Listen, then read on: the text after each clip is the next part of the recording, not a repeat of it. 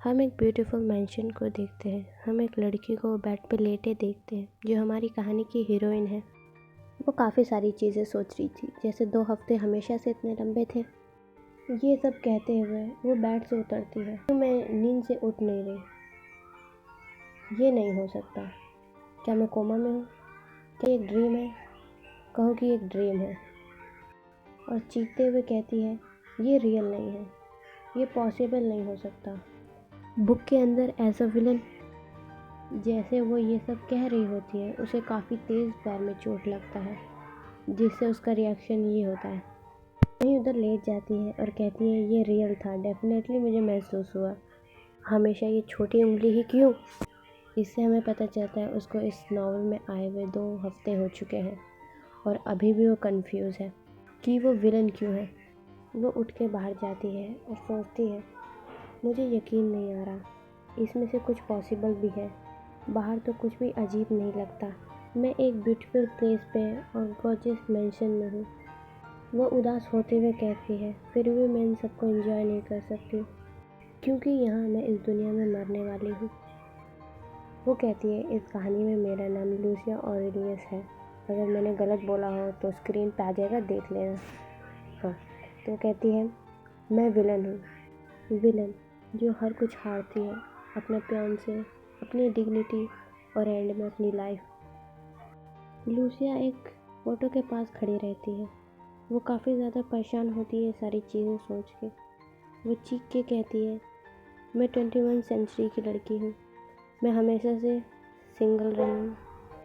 Lucia उदास होते हुए कहती है, सारे कैरेक्टर में से मुझे विलन ही की तरह क्यों दिखना था। वो बैठ जाती है और सोचती है, क्या मैंने कुछ गलत किया? मुझे तो मालूम भी नहीं मैं इस दुनिया में कैसे आई। मैं इस दुनिया को बिलोंग नहीं करती, मेरी नहीं हूँ। मेरे पास एक फ्रेंड थी, मेरे खुद के ड्रीम थे जिस पे मैंने काफ़ी मेहनत की थी। हम पास के सीन में देखते हैं कि लूसिया अपनी फ्रेंड से बात कर रही होती है। वो काफ़ी ज़्यादा खुश होती है क्योंकि उसकी दोस्त का नावल पब्लिश होने वाली होती है और उसने कुछ ऑनलाइन स्पॉइलर भी पढ़ चुकी होती है। हम पास्ट लाइफ में देखते हैं लूसिया ने अपनी ड्रीम के लिए काफ़ी ज़्यादा मेहनत की होती है और वो अपनी फ्रेंड के नावल ही में ही फंस चुकी है और इसके लिए वो काफ़ी ज़्यादा गुस्से में है। हम प्रेजेंट में देखते हैं लूसिया खुद को शांत करती है और बैठ के सोचती है, पहली चीज़ मुझे नावल के बारे में याद करना चाहिए। ओरिजिनल नावल जहाँ से ये कहानी शुरू होती है, एंगेजमेंट पार्टी, जहाँ पे इस कहानी की हीरोइन पहली बार अपेयर होती है। फिर वो मन में सोचती है कि इसके लिए 1 महीना भी बाकी है उस पार्टी के आने के लिए। लूसिया डिसाइड करती है कि वो सारे कैरेक्टर्स को अवॉइड करेगी और प्लॉट में इन्वॉल्व नहीं होगी। फिर वो परेशान होती है और कहती है, बुक प्लॉट मुझे ये करने देगा? फिर लूसिया सोचती है, जब से मैं यहाँ आई हूँ, जब से जो भी मैं चाहती हूँ मैं वही करती हूँ।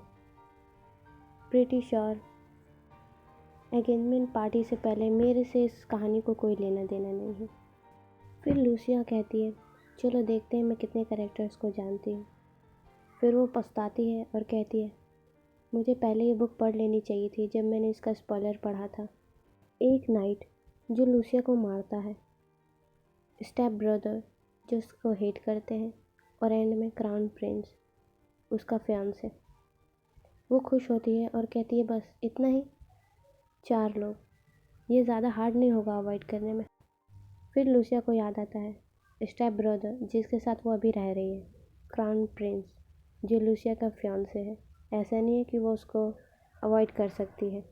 वो काफ़ी ज़्यादा परेशान हो जाती है, मुझे कैसे उन सबको अवॉइड करना चाहिए।